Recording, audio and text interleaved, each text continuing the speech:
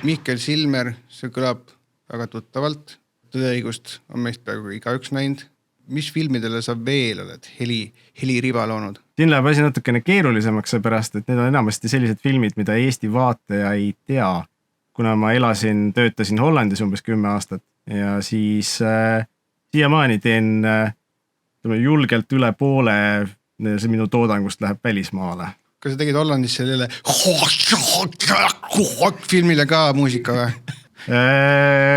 Kahjuks selle nimelisi on seal nagu palju, et ma ei ole kindel, millist sa neist silmas pead. Ma vaatasin huvi pärast umbes nädal tagasi. Piilusin korraks, et millal ma siis alustasin selle Kalevi filmiga, sest see oli päris ammu aega tagasi.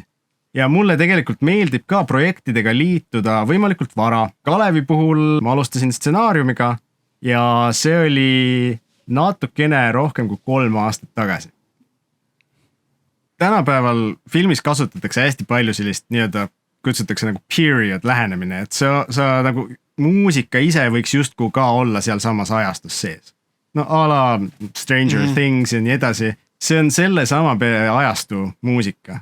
Kalevi puhul oli kohe alguses selge, et see ei ole see lähenemine. Mis sind inspireeris, kui sellist ila küsimust küsida? Mis sind inspireeris? Mina olin sellel ajal muidugi liiga noor, et ise neid mänge mäletada ja sellest üldse midagi nagu detailselt teada. Et mul on see nõukogude perioodi lõpust on mingisugused ähmased lapsepõlve mälestused.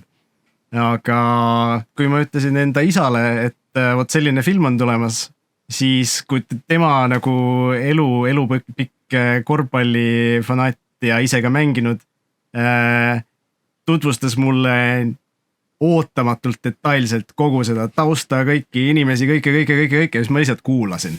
Tõde ja õigust tõepoolest sai siin, ma näitan pilli ka. Lüpsipill. Ongi nisad.